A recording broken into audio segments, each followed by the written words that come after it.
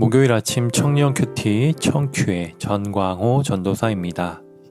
오늘 말씀을 나누어 보도록 하겠습니다. 2018년 러시아 월드컵 조별 예선 마지막 경기는 독일과의 경기였습니다. 독일은 월드컵에서 수차례 우승도 했으며 많은 트로피와 찬란한 영광을 지닌 독일이 한국에 질 거라고 예상한 사람들은 아무도 없었을 것입니다. 양팀 모두 승리가 절실히 필요했습니다. 독일이 승리하면 독일은 16강에 진출할 수 있었습니다.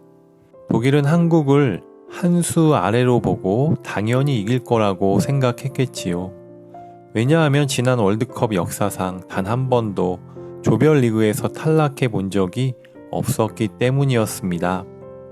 후반 46분 경기 종료 직전에 독일은 예상치 못한 골을 먹히게 되고 당황하며 우왕좌왕하게 됩니다. 그들의 표정은 믿을 수 없어. 어떻게 한국에게 골을 먹혔지? 라는 표정이었습니다. 결국 골키퍼까지 나와 공격을 하다가 손흥민은 하프라인부터 골대까지 포기하지 않고 전력 질주하여 한 골을 더 넣게 됩니다.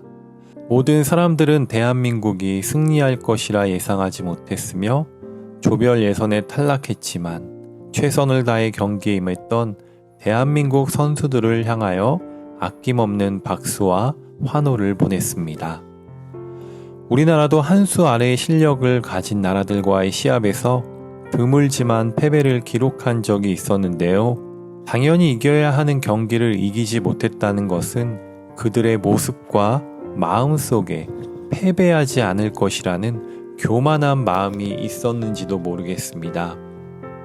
이 경기를 보면서 깨달은 것은 모든 일에 겸손함으로 임해야 한다는 것을 느끼게 되었습니다. 예레미야 46장에서 51장은 열국들을 향한 심판의 예언이 기록되어 있습니다. 하나님께서는 가장 먼저 애굽을 심판의 대상으로 꼽으셨고 그 다음은 블레셋 그리고 모압이었습니다.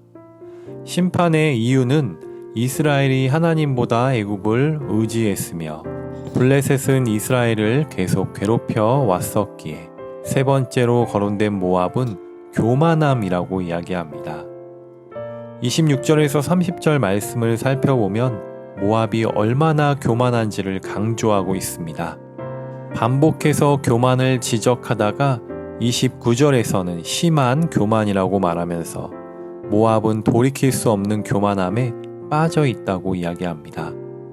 모압이 이렇게 극심한 교만에 빠져 있었던 이유는 아주 튼튼하고 견고한 성읍이 있었으며 풍성한 수확으로 경제적으로 풍족했기 때문입니다.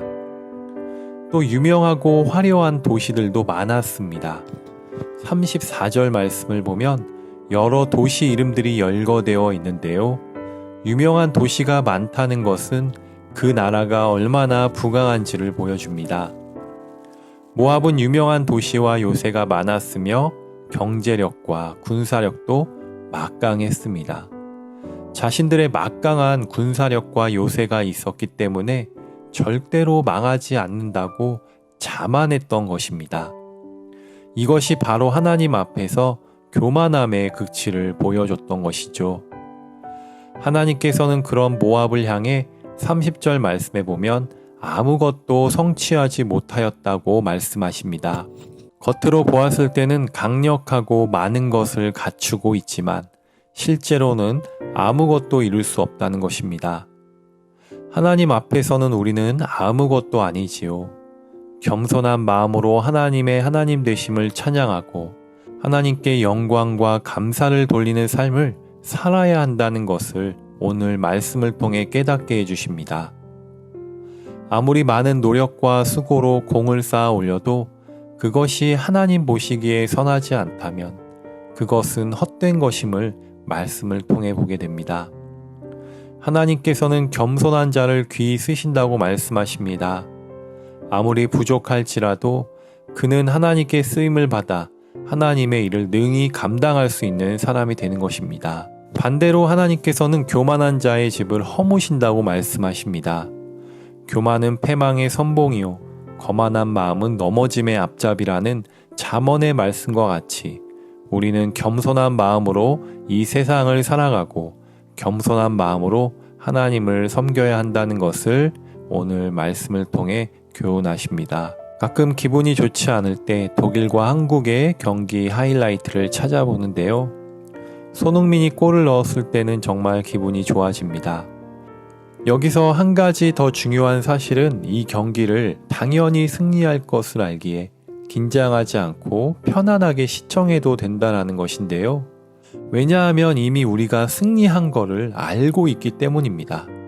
우리 그리스도인들도 마찬가지로 이미 십자가에서 승리하신 예수님을 따르는 사람들이지요. 우리는 이미 승리했습니다. 십자가에서 사망 권세를 이기시고 부활하시어 죽음에서 생명으로, 죄에서 자유함으로 구원을 선물해 주셨기 때문입니다. 사랑하는 두드림 공동체 청년 여러분, 우리는 이미 승리했음을 선포하고 겸손하게 하나님을 섬기며 이 세상 속에서 빛과 소금의 존재로 귀하게 살아가기를 예수님의 이름으로 축복합니다. 기도하겠습니다. 사망 권세 이기시고 부활하시고 십자가에서 승리하신 하나님 아버지, 오늘 모압 사람들의 교만을 보면서 우리는 많은 교훈을 얻었습니다. 세상을 살아갈 때 견고한 성읍과 부요함은 헛된 것임을 깨닫게 됩니다. 그것은 하나님께서 보시기에 아무것도 아닌 것을 보게 됩니다. 세상의 방법으로 세상 것들을 따라 살아가는 우리 청년들이 되지 않게 하여 주시고, 십자가 너머에 계신 예수님을 따라 겸손하게 주님의 성품으로 살아가는 청년들 다 되게 하여 주시옵소서. 세상의 화려한 것들이, 문화들이, 지식들이 넘쳐나는 시대를 살아갑니다. 우리 그리스도인의 정체성을 확고하게 지키며 살아가는 청년 그리스도인들 다 되게 하여 주시옵소서. 주신 말씀 감사드리오며 예수님 귀하신 이름으로 기도드립니다.